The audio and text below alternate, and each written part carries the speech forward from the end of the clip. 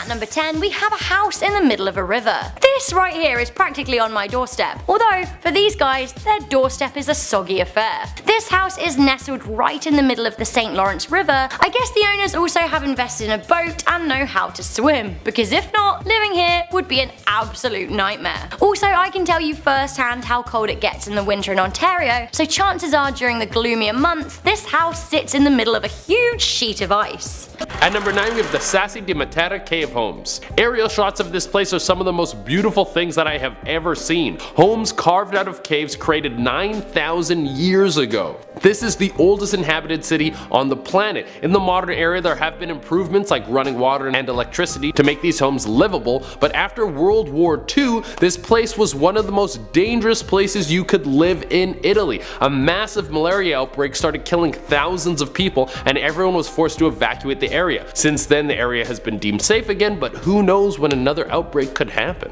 At number 8, we have Nowhere to Go. Back in August of 2018, police got a call that some people had been jumping a fence in a gated area where there were man-made caves. These caves were close to the downtown core of Nottingham, England. It was a strange call, but it could have just been some teenagers that were going in to vandalize the place. When the police arrived, they didn't find teens trying to spray paint the walls, but some homeless people that were using the caves for shelter. There was no violence, the police just went in and talked to them a little to try and figure out what their situation was. It was a very sad and scary thing to see. People who need to climb into a cave just to have somewhere to live. At number 7, we have Flagman. That is the nickname given to Steve Badigan, who has chosen to leave everything he knew behind him and go live in a hole that he dug out of a plot of land that he owns. He's right off the highway in Denver, and to him the idea of living a life of luxury is more repulsive than an eating challenge on Fear Factor. You remember that? When people were eating bugs and genitals for $250,000 for our entertainment? That was a beautiful time. Well, Steve probably doesn't even know anything about Fear Factor because he just grows potatoes and lives without any electricity. He's got a dog though, so I trust this dude. He's doing something right. The government wants to kick him off his land because he's living on residential land and his home is technically a giant pile of garbage. But he will not go down without a fight. He says nothing will stop him from living free in his little man-made cave hole. At number 6, we have Dan Suello. This isn't the first guy who has taken a look at his life and said, screw this. I'm gonna leave everything behind and just take off into the wild. Some people see the daily grind, going to work at a 9-to-5 job just to pay bills and have a limited social life, going out to drink just to wake up with a hangover, and they say, I'm done. That's what Dan Suello did. He looked at his living situation and life, and then he said, I don't want to do this anymore. He took the money that he had, he left it behind in a phone booth, and then he drove to the Utah Canyonlands. The landscape is littered with caves and wild growing vegetables. For almost 2 decades, he's been living out in the wilderness without using any sort of modern technology. Part of why he did this is because he believes the system is broken and something needs to be done of how life is lived. He felt people were too dependent on a life of comfort and that it was slowly taking its toll on humanity. And of course, wearing down the planet. He wanted to be an example of how you don't have to live by the status quo. At number 5, we have Tunnel Man. When you have nowhere to go, sometimes the best option is just to dig a tunnel in the ground and hope for the best. Sean Heron fell on some hard times while living in Clovis, New Mexico and had nobody to turn to. And when that happens, you have to take the situation into your own hands. So he dug a tunnel underground and he started living in a cave behind a baseball diamond. It was completely hidden until one person saw him going in and out and decided to post a video tour on Facebook while Sean wasn't there.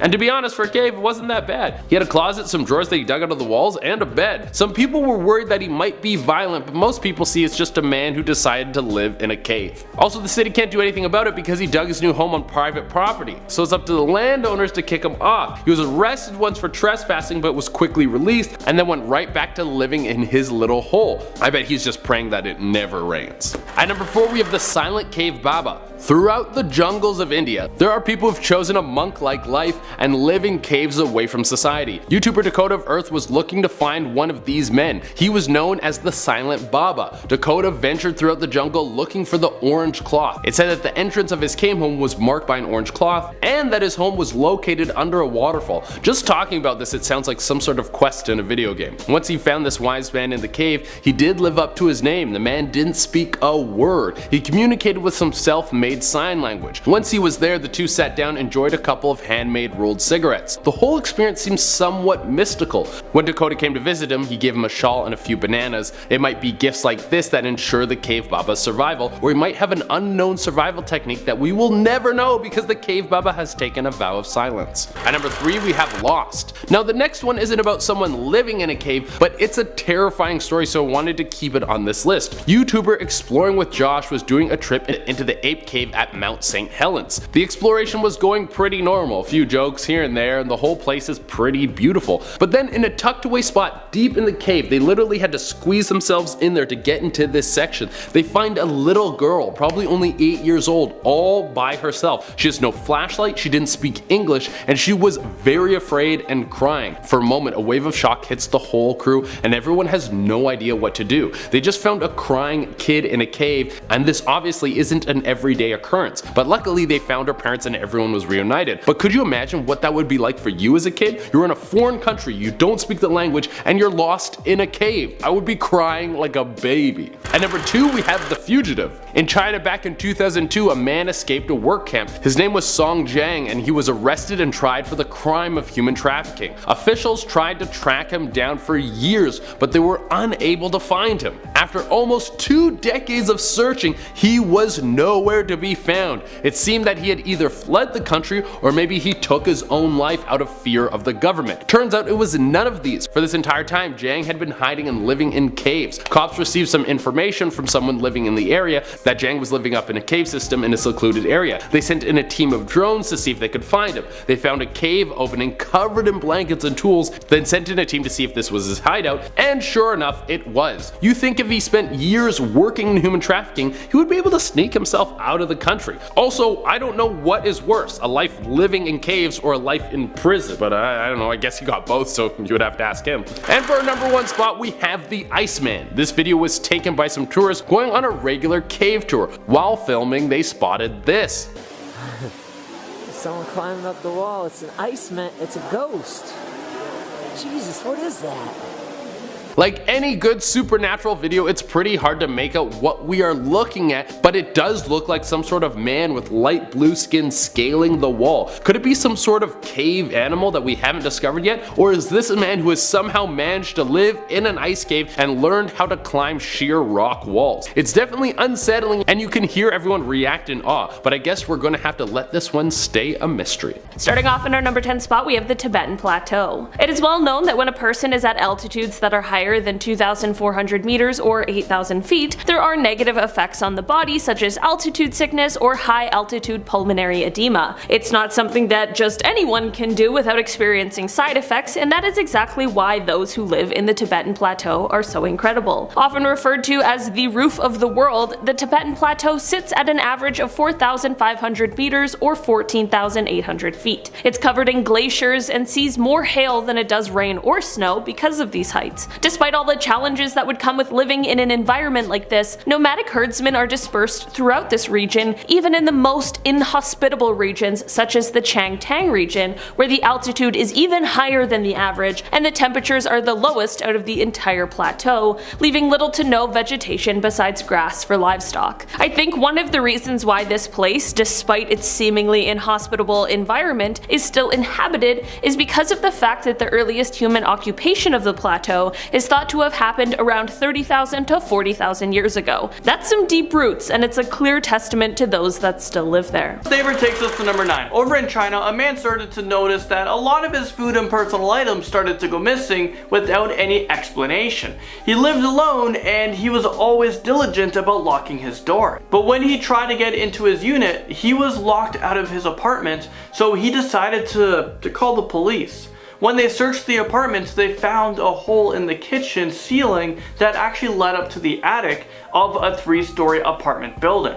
Inside of the attic, they found a homeless person who has been sneaking into people's apartments, and he would do this to try to steal money and cook for himself. In total, this guy actually managed to steal $320, but I bet he was able to feed himself delicious meals for a very long time. The stranger who claimed she got permission to live in his attic brings us to number 8. A man named Davis Wallman had no idea what he would uncover when he went to his attic one day. He went up there to investigate a bunch of weird noises, but to to his surprise, the door to his own attic was locked. So sadly enough, he decided to knock on the door, but to his surprise, someone actually answered it. Who the heck are you? Why are you in my house? And she keeps kind of going, this is my house. I live here. I've been here for 3 days. Jimmy said I could live here. Jimmy said I could stay here. The homeowner quickly called the police, but the strange house guest managed to pack up her stuff and escape before the police were able to come in. How did she think that this was her house? Didn't she see all the pictures on the wall didn't belong to her? I mean, what a weird woman. Creeping into number 7, we have a crazy ex-boyfriend. Back in December of 2010, a woman was getting pretty worried because strange things started happening in her house, and she was almost positive that her crazy ex-boyfriend was the one responsible. Well, one night she went to plug in her phone, but when she went to get it, her phone was gone. She managed to call the police using a landline, and the police arrived at her house and they were able to find someone in the attic. They found her ex-boyfriend hiding underneath some old insulation.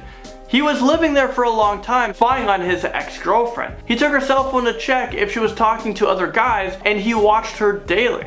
He was arrested, and as it turns out, this wasn't the first time that he broke into an ex-girlfriend's house without their permission. Is this real life right now? I mean, wow, can this guy not just take a hint? I mean, move on. Download Tinder, maybe you'll meet someone new. But oh wait, you're in prison now, so good luck with that. Unless you can like swipe prison inmates or something. I don't know how that. Tinder for prisoners? A food thief is caught in at number 6. I think the only thing worse than having a stranger secretly living in your attic would be if they were also stealing your food. I mean, I hate to go grocery shopping, and if someone stole my food, it means I just have to go grocery shopping more often. I would be pretty upset. I mean, you're already getting free rent. The least you can do is go to the corner store and buy your own damn food. Well, for a man living in Manhattan, he was getting pretty agitated when his food started to mysteriously disappear. I mean, living in Manhattan can't be cheap. So when your expensive food starts to go missing, I'd be pretty upset as well. Which I'm gonna say was a pretty bad idea. Nothing good can ever come from accusing your girlfriend of eating your food. But anyways, I guess he didn't believe her because he set up night vision cameras around his kitchen, and to his surprise, he saw a woman climbing down from the attic and started to make herself a midnight snack.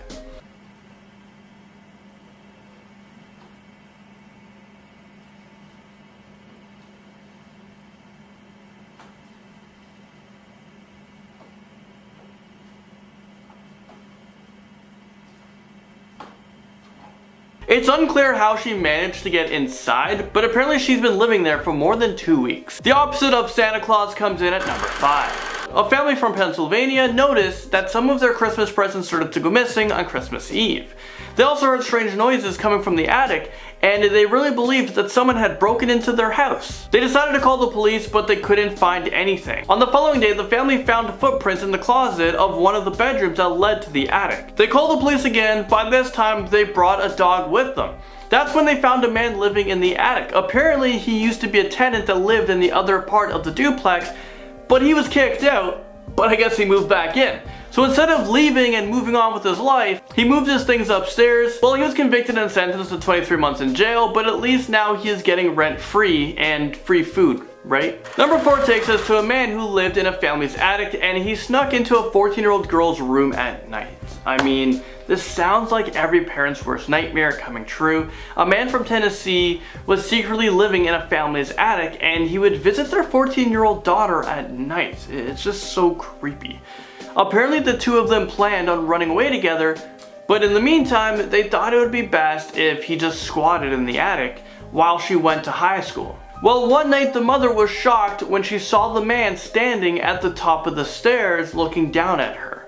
He quickly ran to the daughter's room and went up to his small home in the attic, but it was too late. The mother called the police and he was arrested for aggravated criminal trespassing. It sounds like this 14-year-old needs to be taught a lesson about picking boyfriends, because he definitely doesn't sound like a keeper. An unwanted house guest is up next at number 3. Do you ever wonder what really happens in your house when you're not there? Well, for one woman, she found out the hard way when she called in sick to work and she was home all day with a stranger who was watching her every move. The day went by without anything out of the ordinary, but around 7 p.m., when she went in for a bath, she looked up towards the ceiling and saw that the crawl space to the attic was open, and she saw that someone had been watching her from the attic. Apparently this creeper has been living in her house for the past 6 months. I don't want to terrify you, but if you ever feel like someone is watching you, chances are you're probably right. A new homeowner breaks into our list at number 2. I've heard of squatters and we've seen people living in strangers' attic, but this next story takes the cake. When a man returned home from vacation, he would never thought that he would come home and find strangers have taken over his entire house. When he got home, he saw a strange dog in his backyard, and then out of nowhere, he heard a baby crying inside of his house. He doesn't have a baby. As he went from room to room, he noticed that things had been moved around. He heard people in the house, so he went outside and immediately called 911. When they knocked on the door, a strange woman answered. She was wearing his wife's clothes and acted like she owned the place. The uninvited house guest was later arrested and charged with burglary, neglect of a child, and petty larceny. And guess what? This isn't the first time that something like this has ever happened. Apparently the police get a ton of phone calls about people returning from vacation only to find out that strangers are now living in their house. The ex-boyfriend who just won't quit comes in at number 1. A single mother of 5 lived in a house over in South Carolina. By the end of 2012, she started to notice weird noise coming from her attic and nails were popping out of the ceiling. She went to the attic to investigate, but she wasn't able to find anything, out of the ordinary. She still had a pit in the bottom of her stomach and she just knew that something wasn't right. As the days went on, the plaster on the ceiling started to fall off and she kept hearing some strange noises coming from the attic. She took her nephew and she went to look in the attic again. This time she saw her crazy ex-boyfriend hiding in the corner and it looked like he'd been living up there for like almost a month. He obviously fled the scene and police weren't able to track him down. So if you guys are living in South Carolina right now, you might want to check up on your attic, make sure that this guy isn't sleeping there at nighttime. I mean, if I wake up one morning and my Oreos are gone, I'd be pretty upset. Starting off this countdown, we have Svalbard. This is a group of islands located between mainland Norway and the North Pole. In fact, it has been given the name as one of the world's northernmost inhabited areas. Just over 2,000 individuals live there. In fact, there's more polar bears living there than humans. And sometimes the bears like to wander into the town. And if you want to leave the outskirts of the town, you have to carry a firearm in defense,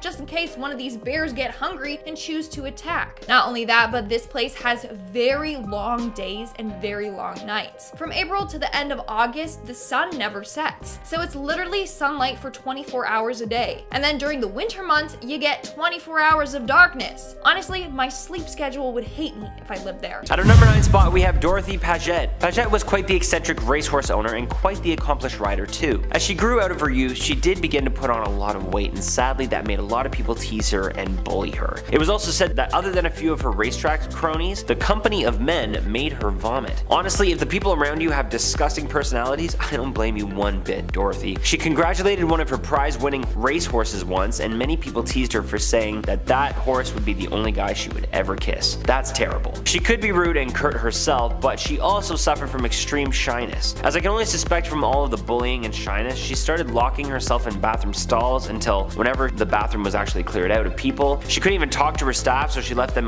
notes as a way of communicating with them, and she didn't even want to use their names. She knew her employees as different colors. At age 54, she finally began living as a recluse at home and locked herself up with tons of copies of The Sporting Life, which she then used to place her bets over the phone. She would sleep through the day and work through the night. She lived like this all the way up to her death when, after no response, one of her color-coded staff found her at home deceased. This one kind of breaks my heart because there's some mental health stuff going on here as well as a terrible case of bullying, but hey, at least she had her horses. At number 8, we have Ken Tustin. Ken Tustin for a while was quite the lonely hunter. He spent decades alone for months on end in the Fiordland wilderness on the west coast of New Zealand and trying to spot the Great Canadian Moose.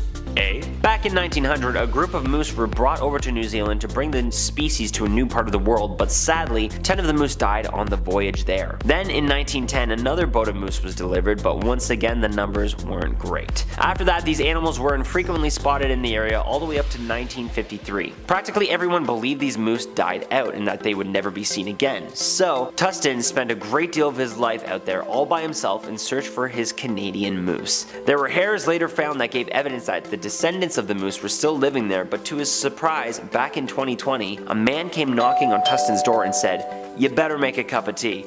We just seen a moose." It was a young pilot that was flying over the area and spotted what he knew to be a moose. So Tustin went back one more time, just a bit further north, to finally see his Canadian moose. At number 7, we have Blanche Monnier. Blanche was a beautiful young brunette woman in Poitiers, France, and fell in love with a man who was under her social class. Mom and dad said that was a big no-no, and they punished her quite severely. They locked her up in her family's basement, where Blanche was starved, naked, and wasn't given a washroom, all the while the basement was completely in darkness. Her only companions down there were the rats she so generously shared her bread with. Blanche was trapped in the basement for 25 years, and when she finally was rescued by French police, she found out that she would never see her true love again, as he tragically died 16 years prior. She later recovered physically from her horrific 25 years locked away, but never recovered mentally. She suffered from many different mental health issues all the way up to her death in 1913. Absolutely tragic, and this is one story that goes to show you how bad isolation really can be, especially under the conditions that Blanche was in.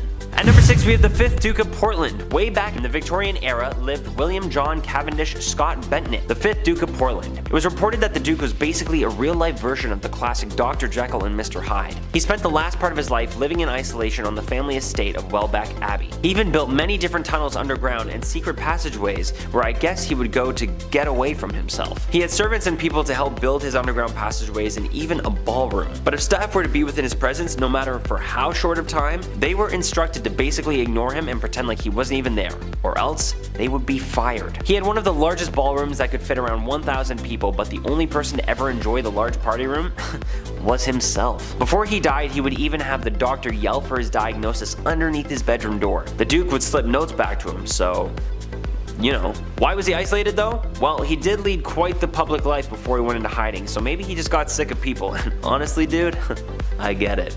Coming in at our halfway point, we have John Slater. Slater is a former Royal Marine Commando and definitely an English eccentric. Slater left the military and immediately after went on a mission of self-discovery. He went and lived amongst the homeless of London and worked countless strange jobs, and even at one point offered to go on exhibit at the London Zoo so he could show off as a human. Yeah, very strange, and he was definitely turned down. He did later receive a world record for walking the entire length of Great Britain. After that achievement, he moved into a remote oceanfront cave on the west coast of Scotland. He would stay up there for 4 months at a time, and he did this for about 10 years straight. Twice a day he was forced to gather his belongings and move back in the cave because of the incoming tides, as well at night he would be covered in many rats. Isn't that nice? Oddly enough, this man was married, and to everyone's surprise, she was not really for this cave style life, and they eventually did end up divorcing each other. Slater then went on record about his time that he spent in the cave, and he said, "There's also a cathedral-like silence which helps me think. I'm addicted to harmony, restlessness. You realize that the planet's breathing that same energy moving through these stones is moving your heart." Sounds kinda nice, but I don't know about those rats though. He one day wants to release his newfound insights from the cave with his hand muppet called Muddy the Frog. John and Muddy, I think I'm okay. I'm just gonna stick to my other self-help books if you don't mind me. At number 4, we have Mary Molesworth. Mary Molesworth was quite the talented and stunning woman. Many men wanted to marry her, including the Colonel Rockfort, but the problem was Mary wasn't that big on him. Unfortunately, her father forced her to marry him and had several children with him as well. But the Colonel would leave for work on many occasions, and when he returned, he later discovered that his wife had been cheating on him with his own brother. So what did he do? He locked her away, and she escaped once, where she then fled to her family. Although her father was so angry that he immediately sent her back to her terrible husband. She was then locked away for 16 years in Galstown and was only set free because of the Earl's death in 1774. Coming out of her terrible isolation, she never really recovered. Her hair went snow white, she had a new tragic, scared look in her eyes constantly, and her voice was always trembling. It truly was a heartbreaking matter. The case of Mary Molesworth is one of the most famous 18th century scandals ever, and I think it's pretty easy to see why.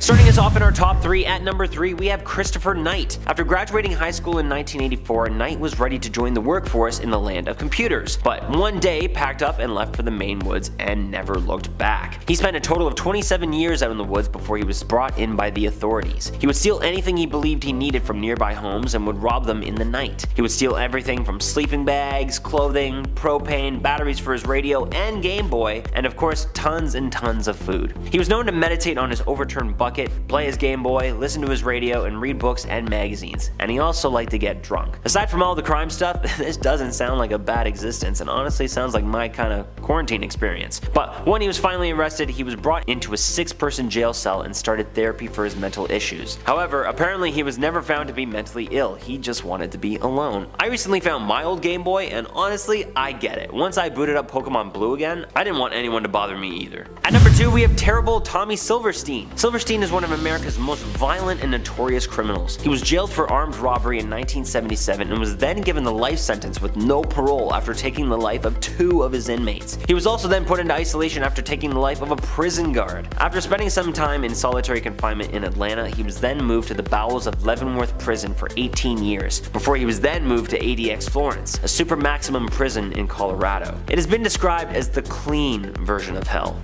Yikes. He spent a total of 36 years in solitary confinement and to no one's surprise, suffered many mental health struggles while being locked away. He recently passed away in 2019 due to complications and heart surgery, but I honestly am surprised that those doctors went anywhere close to him. I wouldn't want to get too close with a guy like that with all those sharp things. I don't think so. And finally, coming in at our number 1 spot, we have an old favorite, the Man of the Hole, also known as the Last Tribesman or the Loneliest Man on Earth. This guy was discovered in the Amazon rainforest back in 1996. No one knows the man's origin, but all we do know is that he can be seen from place to place all around the rainforest where he digs 6-foot deep holes and fills them with straw. It is believed he lives in these holes as well as uses them as traps for animals so he can feed off of them. But no one can speak his language or even get close to him because if you do, he will shoot you with an arrow. So this is a guy who lives basically untouched by any modern humans and he actually sounds like he enjoys it. While he hasn't been spotted in quite a while, I think that's what he wants. So how about we just leave him be? The Brazilian government also made it illegal to trespass on his property. They made it his property.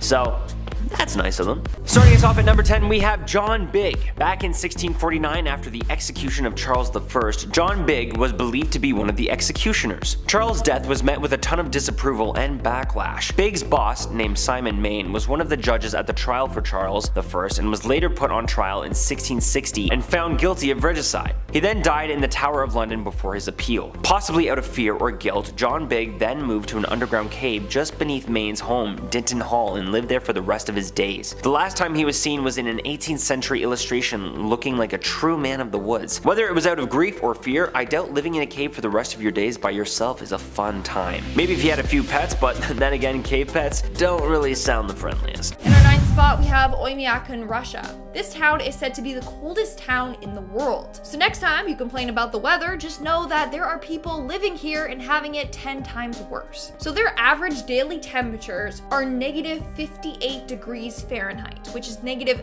50 degrees Celsius. This town is so cold that their name literally translates to pole of cold. On top of that, their ground is permanently frozen, so they can't really farm or grow crops. This restricts them to mainly eating raw, frozen fish or meat. It also means that they can't have a plumbing system because any water in the pipes will freeze. So they rely on outhouses. And you know how cars tend to die because of the cold? Well, they have to worry about that constantly. In fact, they need to have their cars continuously running if they're outside, or they need to be placed inside a heated garage. Also, if they're outside wandering around, they have to worry about frostbite. They can't have any skin exposed. Currently, around 500 people live there, and I don't know why, honestly. Not only is it freezing, but the town faces 21 hours of darkness a day. So, talk about depressing. In our 8th spot today, we have Coober Pedy, Australia. Now, I won't lie, this next place is pretty fascinating. So, Coober Pedy is an underground town in Australia. Yeah, you heard me. It's underground. They live underground. Now that's because this area is known for its extreme heat. So back in the day when they didn't have like electricity and fans and air conditioning, miners in the area would remain underground to escape the heat. Then eventually they were like, what if we just live underground? And that's basically how the town was formed. Currently, around 2,000 people live there, and it's not just a bunch of homes. No, you got a full-on hospital and church and shops down there. They also have their own government as well. Now, when you are above ground, they actually have warning signs telling people that there are unmarked holes, so you don't just, fall through someone's chimney and end up in their living room. Not gonna lie though, this place would be really cool to visit. In our 7th spot today, we have Atacama Desert. Some areas in this desert haven't seen precipitation in 400 years. That's how dry it is there. In fact, its soil is drier than any other on Earth. So dry that no organism can live in it, meaning they can't even farm because all crops would just immediately die. With all that being said, this area is home to the Atacameo tribe. They've been living there since before the Inca Empire. In order to survive, farmers lay the horns of freshly killed cattle to attract insects, which then fertilize the land to increase crop yields. Not only that, but they capture moisture using fog nets in order to create water. So it's pretty clever if you ask me. Moving on to number 6, we have Dalol, Ethiopia. Now this town has been given the name the Gateway to Hell, and that's because it can reach temperatures of 145 degrees. In fact, due to its heat, it is said to be the hottest inhabited place on Earth. One reason why it's so hot is because it sits above an active volcano. It's so hot that if you stand in one place for a few minutes, it could literally melt your shoes. So you might be wondering, if it's so hot, how do people there even survive? Well, they paint their homes and objects so that it will reflect the sun. But as of now, it's a ghost town. No one lives there permanently, but people do go there to visit. We're now at our 5th and halfway mark with Magingo Island. Magingo Island is a small island located on Lake Victoria, which is the largest lake in Africa. How small is this island, you ask? Well, it's only 2,000 square miles, which, if that means nothing to you, it's less than the size of a football field. That's how small it is. But there's still about 500 people living there, and they're mainly fishermen. But since there's so many people living on such a small island, it's incredibly packed. Houses are crammed together and are made from tin and any other material that wash up on their island. Yet, they still manage to find room for 4 bars and a hair salon, the essentials. Now, the main attraction to this island is that it's home to tons of Nile perch fish. They can catch way more of this fish from this island than anywhere else. It was said that the first inhabitants came to this island in 1991, and that's when the island was only covered in weeds and snakes. Nowadays, it's just overwhelmed with all things fishing related. Coming in at number 4, we have Kerguelen Islands. Located more than 2,000 miles away from civilization, you got the Kerguelen Islands. These islands are located in the southern Indian Ocean and have been given the name the Desolation Islands. And that's due to how remote they are. Like I said, they are 2,000 miles away from Africa, and the only way you can get there is by a ship. But this ship only operates 4 days a year. Not only that, but the weather there isn't great. They get rain, sleet, or snow 300 days a year. The only people that dare to live there are French researchers. 50 stay there in the winter, 100 in the summer. Besides them, they have no permanent residence. In our 3rd spot today, we have Madog. This is the most remote county in Tibet. The only way to get there is by a single highway. But before that highway was built in 2013, the only way you could get there was by crossing a 200-meter long suspension cable 100 meters high in the air. And in order to bring supplies in, they had to carry it in and out by hand. Now, there have been attempts to create more roads or highways leading into this area. However, a number of mudslides and earthquakes have taken them down. Moving on to number 2, we have Amundsen Scott South Pole. Located 9,000 feet above sea level on an ice sheet, we have Amundsen Scott South Pole Station. This is a station that the United States use for scientific research. This station is the only inhabited place on Earth where the sun is continuously visible for 6 months and then is continuously dark for the next 6 months. As a result, they say they only have 1 day and 1 night per year. Not only that, but the weather there is very frigid. The temperatures can dip as low as minus 90 degrees, making it one of the most coldest places on Earth. The only people living there are 50 to 200 researchers, and their food and supplies are dropped to them by cargo planes. And in our number 1 spot today, we have Longyearbyen. This is the world's northernmost settlement. It's located in the Svalbard archipelago, which we previously talked about. Now, what's wild about this is that they have a very unusual rule if you want to live there. Their rule is no dying. That's right, and this is because of the permafrost and sub-zero temperatures, so it can easily preserve a body, which they really don't want. Also, it's hard to bury bodies there because obviously the ground is frozen, so as a result, people that are dying are flown to Oslo to die there. It's pretty crazy, isn't it? At number 10, we have the Las Vegas mole people. I had no idea that this was a thing, but apparently there are thousands of people living in the sewer tunnels underneath Las Vegas. YouTuber Wonton Don, with the help of the Shine the Light Foundation, went to explore and document some of these happenings. The Shine the Light Foundation focuses on getting people out of these tunnels and back into stable living conditions, and they help thousands of people each year. Because the people who choose to live in these tunnels aren't monks walking away from society, it's because they have massive drug addictions and can't afford to live anywhere else. The tunnels are predominantly dominated by two factions, the meth addicts and the heroin addicts. The Shine Light Foundation warns the film crew that they should be careful at certain points where they're filming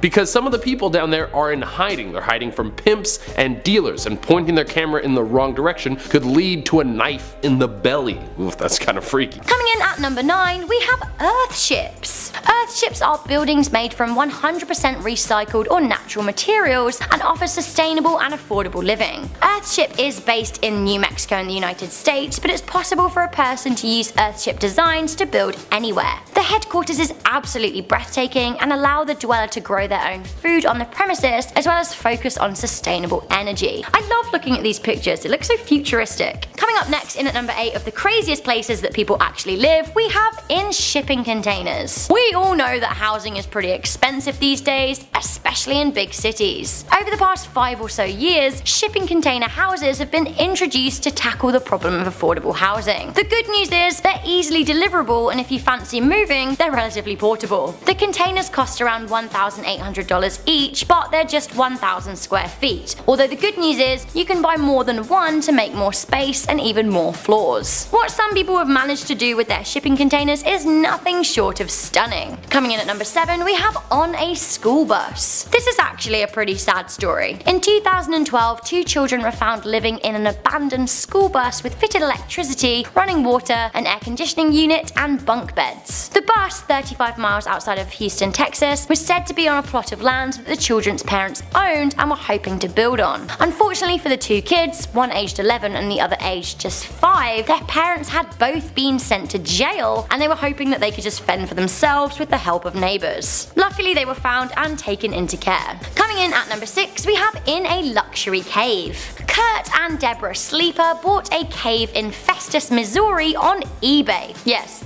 eBay. This isn't even the craziest part. They then spent years turning the cave into their dream home, and it looks magnificent. The limestone walls certainly give the house a very unique and distinct feel. Taking a leaf from Old Mother Hubbard in at number 5, we have people who live in shoes. Okay, so these aren't actually shoes, or at least they wouldn't fit on any foot that I've seen, but there are indeed people who have had homes built to resemble shoes. It isn't always just your average shoe either. Get a load of this 2-bedroom cowboy boot house in Houston, Texas, because where else? One of the most famous shoe houses out there is in Hallam, Pennsylvania. The Haynes Shoe House is now owned by Jeff and Melanie Schmuck, who bought the property in 2015. From inside a cave to the edge of a cliff, coming in at number 4. Look at this house. Oh my goodness, it's giving me a panic attack just thinking about it. Talk about living on the edge. Oh my god. This 5-story property in southwest Australia is built into the side of a cliff, and I don't know. I can't imagine even setting foot in this place, let alone living there. Dangling over the Indian Ocean, the property was inspired by the hull of a ship.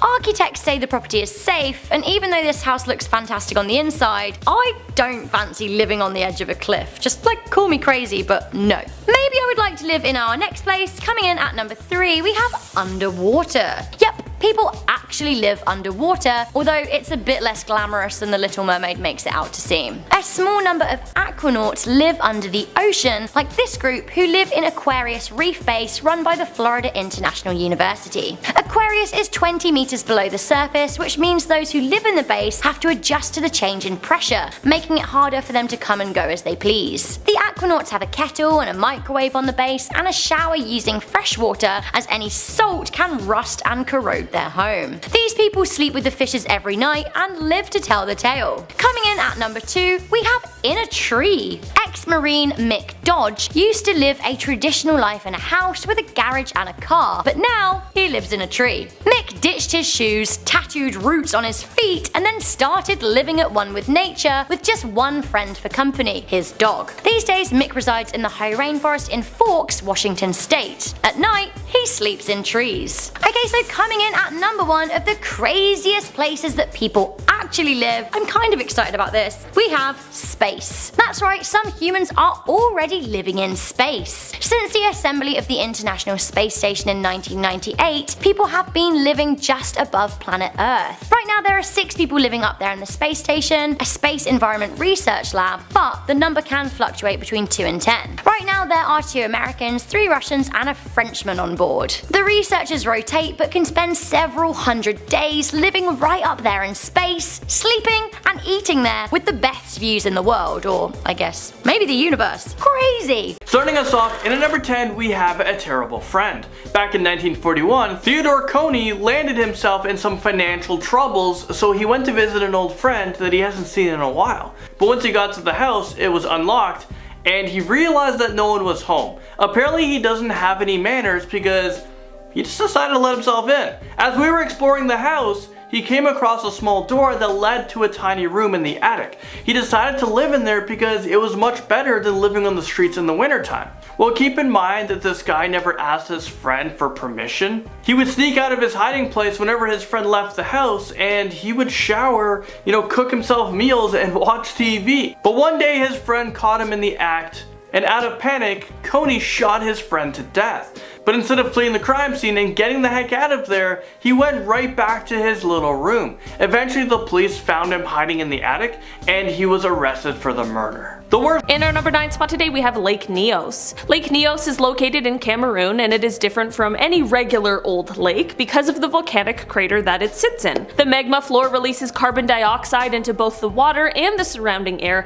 making it a less than ideal place to live and breathe. Usually the CO2 just dissipates into the air, mostly harmlessly, but in 1986 there was a limnic eruption that caused catastrophe. A limnic eruption is very rare, but it's what happens when dissolved carbon dioxide suddenly erupts from lake waters, which then goes on to form a gas cloud. The resulting gas cloud is extremely dangerous and is capable of displacing the oxygen in the area, which of course is lethal to any living thing, which is exactly what happened in 1986. This limnic eruption caused a noxious cloud of more than 1 million tons of CO2. This ended up taking the lives of 1,700 people in the area, as well as the 3,500 livestock, which made it the first known large-scale asphyxiation caused by a natural event. Despite the threat of another eruption, as well as the lake's weakening walls that could result in a massive flood, people have resettled the area around the lake. I'm not gonna lie, I wouldn't risk it, which makes me wonder why these people chose here. I'm sure there's gotta be a reason. In our number 8 spot today we have Zabul. This city is located in Iran, and it is an absolute hotspot for dust storms. The summer season is where the worst of it is seen, with what is known as the 120-day winds. This is when dust and other matter absolutely bombards the city, which is due to the disappearance of the wetlands as well as the extremely high temperatures seen in the region. These dust storms aren't just inconvenient, they're actually very dangerous for those who live in the area. So much so that every year officials hand out thousands of air pollution masks to help prevent the damage that these storms can cause to the lungs. In 2016, the city was named as the most polluted city in the world by the World Health Organization, and a study in 2017 even found that the damage from breathing this air for 30 minutes outweighs the benefit of 30 minutes of cycling, meaning it is exceptionally detrimental. In our number 7 spot today we have St. Kilda. St. Kilda is the most remote settlement of the British Isles, and it is so isolated that it is often cut off by storms for weeks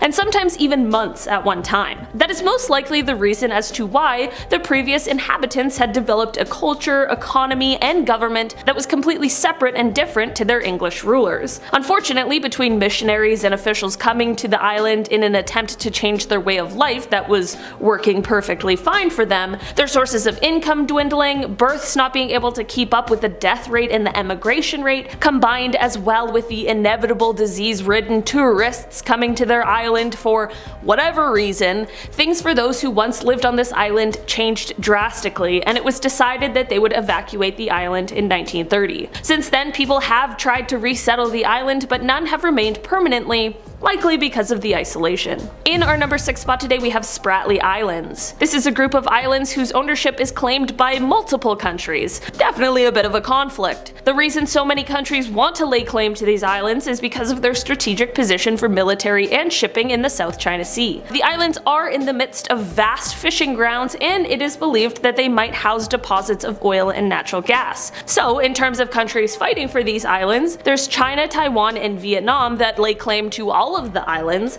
with Malaysia and the Philippines claiming smaller portions of the entire group. Because of this controversy over who these islands actually belong to, there aren't any permanent settlements that exist on these islands, but all 5 of these countries occupy them with military forces. It is also said that China has begun to build artificial islands in the area, which has come under scrutiny, as this is quite harmful and detrimental to local coral reefs. In our number 5 spot today, we have Surtsey Island. Okay, this island isn't terrifying per se, but it is exceptionally interesting. So basically, this island was born in 1963, and by that I mean it emerged from the sea in that year just off of the coast of Iceland after 4 years of being formed by an undersea volcano. A brand new island?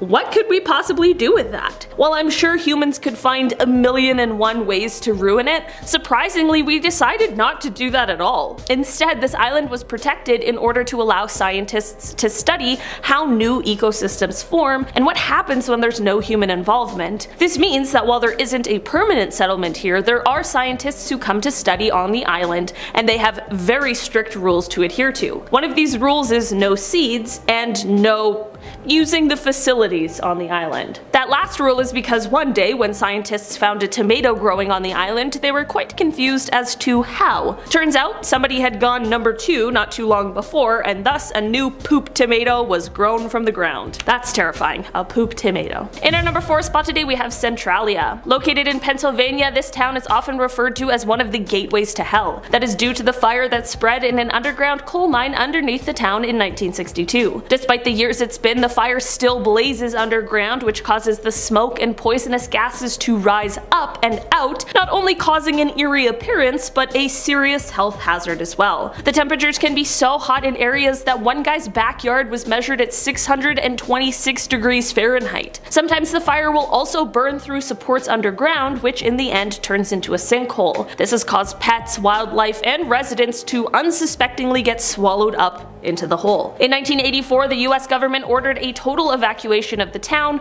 but a handful of residents refused to leave and even went to court over their right to stay in the town for as long as they live. In our number 3 spot today, we have Kabwe. Located in Zambia, this place has been described as the world's most toxic town. The toxins in this town are due to the previous century of mining and smelting, which led to generations being exposed to unbelievable amounts of toxins and a mass lead poisoning. The plants closed in 1994, but at that point the damage had already been done. The population of 220,000 people that still live here are still exposed to lead in the dust and soil that is 10 times the US safety limit, but they stay out of necessity. At this point in time, the World Bank is now conducting a $65 million remediation project, and while that is great news, nothing can be done for all of the people who had to deal with this for the last century and a half. In our number 6 spot today, we have Wittenoom. This place in Australia is the home of a former blue asbestos mine, which is exactly what makes it one of the most contaminated places in the country. I mean this literally. The roads were paved with asbestos even after the mine shut down in 1966. While this city was once the home to 20,000 residents,